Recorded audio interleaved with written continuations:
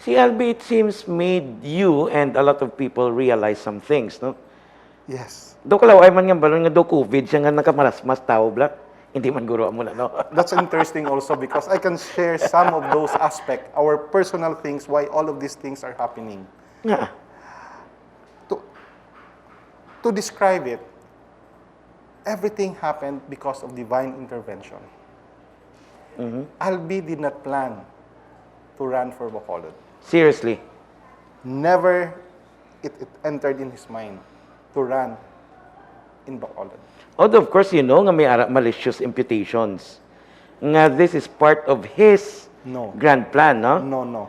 Okay, sige, sir. I would vouch to that because this is my personal experience. Remember the last time you asked me in this program, how sure are you that Albee will run? Yes. I said, my heart is Says saying yes. yes. Every time you ask me a question, my heart is saying yes. Actually, kung tanaon mo, even Albee himself admit it is not his decision to run for Bacolod. Oh? Albee. So, kasi no decision? It was a divine intervention that circumstantial events happened. Of course, if you remember it right, that I mentioned in your program, if and when Albee would decide to consider to run in Bacolod, I would gladly give way, step aside. I remember. And it happened. When I had a personal meeting with him, I did that. But his answer was, amo lang ng iya body language, nagkadlaw siya. But a week after that, we went to Lacaun. For some other reason, for the floating bar, for whatever it is, it was not about politics. But it was in Lacaun. It was in Lacaun that he considered of running in Bacolod. But he did not make any decision yet. Until such time that he himself, without us telling nga makadto siya sa Central Market, he validated it by himself. Nga pagkadto niya sa Central Market, he can feel that there is clamor for change. Naghibi pa to gani ko nung isa ka bystander. And from then on, being a servant leader, feeling I cannot turn my back with these people. And the rest is history. I would like to have a deeper discussion later on. No? We have to nuance the issue. Yeah. Because until now, mainly sa Facebook, you can see groups who are using the word change as the end-all and be-all sang ilang kampanya. Okay. And that includes your group, no? Yes. But I would like to have a nuanced discussion. All right. When we say change, anong aspect Okay. of governance? But that would come later on. And I hope you can nominate people to have that discussion with us dire. Yeah. Kanami gid na nga it has to be understood kung ano gid ang deeper meanings and change na ginatawag in our discussion. And we have to come out openly with issues against the opponent. Kaysa luyag ta sa hindi, it would boil down to one thing. Okay. What does Albee represent? Change. Change. Okay. What is wrong with the current administration? All right. It's like this. Let me explain to you. Yes, sir. Kalabanan sa aton, magsiling ka change. Change the person, change the politician. That's true. Change the policymaker. That's our mindset. But ang mindset ni Albee is different. That's why wala na siya say anything against sa present administration.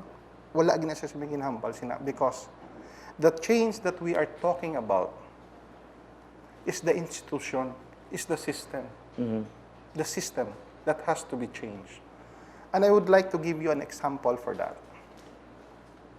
Sa subong ng administration, sorry to say,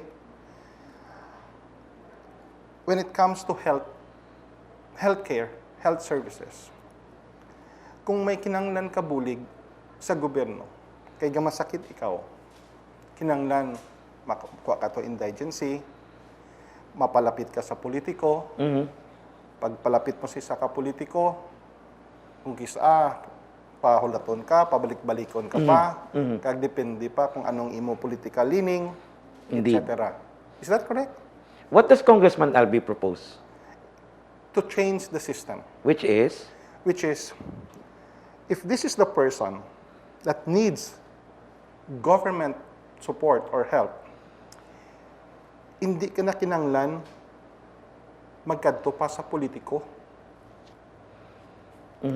Kaya kung in kaso, assuming nga hatagan ka bulig sang isa ka politiko, mangita ka pa gani hospital kadtuan, of which wala man kita gani hospital nga aton. Albee wants to change that. In a very simple illustration, amo ning pumuluyo sa Bacolod, when you are in need, emergency, because kinanglan ka bulig, hindi ka na kinanglan magpalapit sa isa ka politiko. You can go straight to the hospital. You only have to bring your card, no questions asked, no documentations, and we will take care. We will make arrangement with the hospital, with the private hospital. We have 6 private hospital in Bacolod. Nga kung ikaw magmasakit sa tungang gabi, hindi ka na kinanglan manawag pa sang sponsor mo or mapalapit-lapit kung kay sino ka nga luwag or politiko para mangayo bulig. You can go straight to the hospital. And that is changing the institution, changing the system. I agree to a lot of things that you say, and in fact, what Congressman Albee is proposing, because in the first place, ang democracy is all about strengthening systems and institutions. And this, sorry to cut you, this has been realized in the 3rd District. Which brings me to an interesting point, no? Because, allow me, sir, no? You were saying it should be a strengthening of structures. System. It should be a change in the system. Correct. But I don't know how would you make of this, because you have allies nga nagasiling, they've been here, nga nagasiling nga si Cong Albee, kung wala sang may magasto, siya ang magasto. That is not strengthening institutions. That is patronage politics. I disagree. Why so? Because you're supposed to strengthen the system and let the institution take care. Correct. But you are not also, you cannot stop people From helping. from helping in your personal capacity. And it so happened that Cong Albee has the heart And the pockets. and the pocket and the money to help. So what's wrong with that? There's nothing wrong. Although, of course, patronage politics can only be eliminated if you strengthen the system. The system. That should be institutionalized so that, That is supposed so to that be. even ang mga predecessor later on will adapt the system. Nga madula na ning patronage politics, because patronage politics amo ni siyang halit ginausar sa mga politiko to stay in power. Is it correct? So, isa ka bagay, that's the change that Cong Albee is talking about. Regardless of your color, political color. Hindi ka kinanglan maging, dapat para sa iya, when given a chance to serve Bacolod, wala na yung political color. GP ka man, Albee ka man, wala na siya, because everybody will be given equal opportunity for the basic services. I guess we all hope for that. Yes. We who are not actually lower class, and that is the ideal in our minds. Because that actually fulfills a dream nga may arat ta sa syudad, nga ga-take care sa tanan, no? And I think that is what people at the lower level want. The question is, can they actually work for that change? Ako niya mo ni ginapamangkot ko subong ha. Because patronage politics in Bacolod and elsewhere is also because of people who are benefiting from it. But limited people. Once you institutionalize this, you don't select the limited people who are your political allies. It is for everyone. Allow me, sir, to poke some more at the issue, ha? Because ang na-realize ko is this, patronage politics can only exist if people want to benefit from it. Example, nga masuporta ko sa amo na yung kandidato, kaya kung magdaog siya, makakaswal ko sa City Hall.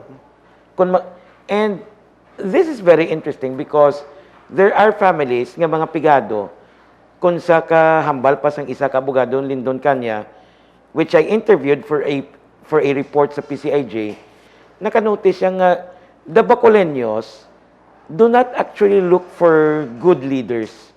They are in search of the better amo. I totally disagree. Why so?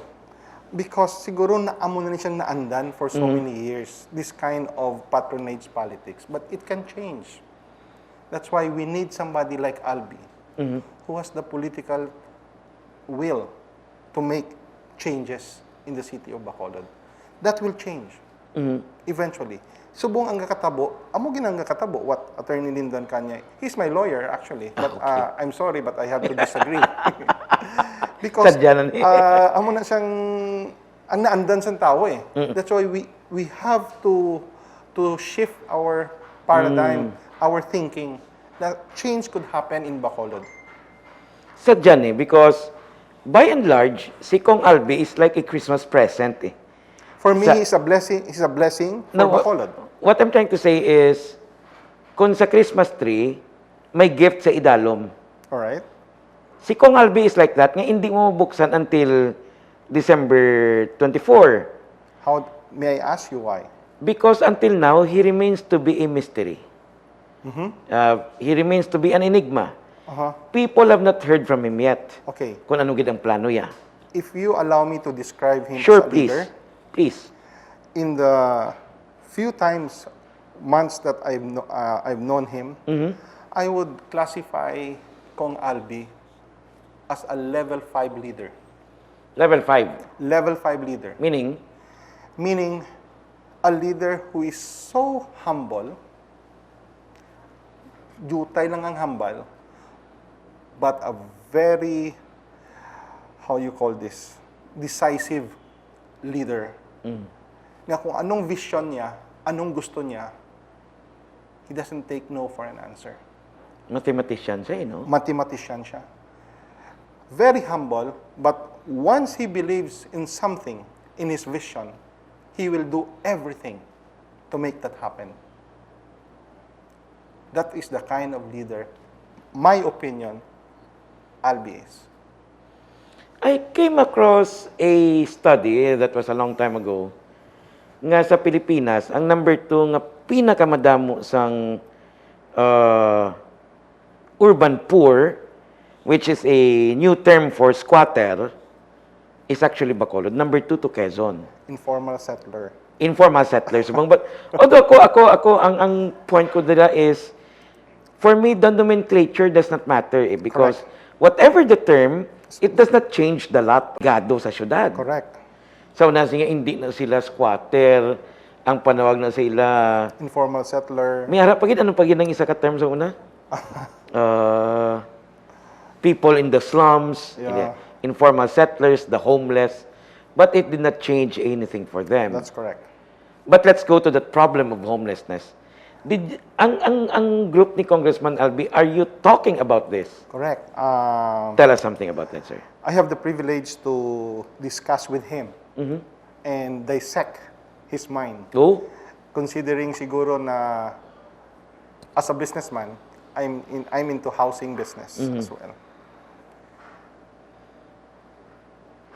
I think I have a little authority to divulge some of our conversation, but I will give him the prerogative to discuss.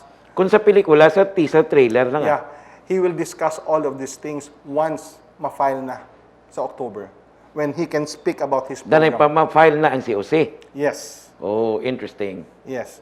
But for now, I will give you a little teaser. Sige, sir. He asked me, Vlad, pila magpatindog sang housing para sa amo na sa mga informal settler. I said, ako I do everything. Ako yung contractor mo. Akong developer, I'm a contractor. I would say nowadays, I can make like 250. Balay na. Balay. Balay na siya. Pila ka square meters na? At least 26 square meters, may banyo ka na. Decent enough, no? You'll Ang be ginatawag nga low cost. nga low-cost housing. Ang bayan sa akon, kung dublihon tayo na. Siguro that means 500. Dublihon ang presyo, dublihon man ang size? No. Ang budget. Okay. Para nagtsaka naman tanan mo and everything. So that's 500. Then the second question is, how many informal settler do we have in Bacolod? Okay, let's go to that. I said, around 40,000. Although my data is not yet that accurate, I said around 40,000. We're talking about families. Yes, here in Bacolod alone. And he just updated me actually yesterday na it's not 40,000. It is? It's 41,000. Because there are already people not from Bacolod are going around doing all of these detailed investigations, trying to see the actual situation here in Bacolod. So when I said 40,000, then he said, so how much is it? 500,000 times 40,000, that's around 2 billion. Wala na misok si Cong Albee. We will do it. I said, 2 billion, boss. Wala siya na misok. On how he will do it, he will be the one to explain it. Are you trying to tell me nga ang ina nga housing program could be his flagship project? One of the many flagship Flagships. projects. Para sa akon, gani kung sa boxing pa, one of the knockout punch. But no one can offer. I cannot do it. Nobody, for me, wala pa ko may nakilala nga mayorable or to be a mayor who can confidently say, we will do it. I'll be blunt with you, ha? Because his vision is, dapat wala squatter sa Bacolod. A simple vision, dapat wala squatter sa Bacolod. I'll be blunt with you, Correct. Sir Vladdy. Go ahead. You're telling me nga ang plano ni Cong Albee is to build houses for the homeless. And you are with him. And your business is actually real estate. Gapang ubra ka man balay. Privately. Privately. I don't do government projects. You don't do government projects. But ining pag-upod mo kay Congressman Albee is also because of the negosyo nga pwede ihatag sa imo. No. That's incidental. That's the reason why he asked me all those details. Because actually, ang gusto niya matabo, it's not what you see right now in Bacolod. The type of relocation site, hindi na siya amo. It's a comprehensive housing program. Anong plano niyo offhand? On-site or off-site It's a development? combination. Ah, It's a combination. okay. For example, sa mga shoreline, we can do 3-4-story building. Shoreline. Along the shoreline, along the mga numbered barangays, we can do on-site development. And we can also do off-site development. So meaning you've been conducting studies already ang inyong grupo. Yes. We've been discussing that. And how would you describe sang homelessness problem sa Bacolod based sa inyong study? You know what? What's interesting, very innovative si Cong Albee. Nga daw hindi ko gani kung matungkad. I'm a developer, but again, all my respect to him because he was also the Committee on Housing during the time when he was a congressman for 9 years. 6 years siya Committee on Finance. Housing. And the parents are also in the human settlement before. Oh, indeed. So they're so familiar with all of these things, this problem. So it's not a simple na balay lang or tenement or 3-story or 4-story, it has a component of a market, a terminal. It's a township Township. concept. So what private companies are doing here, building townships, amo man ang plano. That's correct. And on paano niya na i-generate ang fundings, siya na niya kabalo. And siya na ma-explain. In fact, he asked me, Vlad, pila sweldo sang empleyado mo subong? Sabi ko, an ordinary helper makes 395 a day. So let's Minimum. make it 400. Minimum wage. Oo. Sa housing mo, sa pila ang ginabayad nila monthly sa pag-ibig? Sabi ko, average 2-3, basta less than 3,000 a month. Okay, sige nga. If it's 2-3, divide it by 400, so that's around more or less 6 days. If you're a beneficiary, kag kung wala ka sang inugbayad sa ina nga bulan, pwede mo na siya obrahan sa NGC for 6 days. Unpaid off ka na sang imo monthly. You know how innovative his mind. Hindi ka kinanglan goes casual. Barangguedo, house for work. Correct. Kung may food for work, may house for work. Correct. Interesting. And so So many it will be things. subsidized in part by public spending. Exactly. Grabe. Ay, hindi ko na siya matungkad actually, tutod lang. That's why I really respect and believe in the guy. Ako lang yan, ma-chuchua-chua lang ko yan.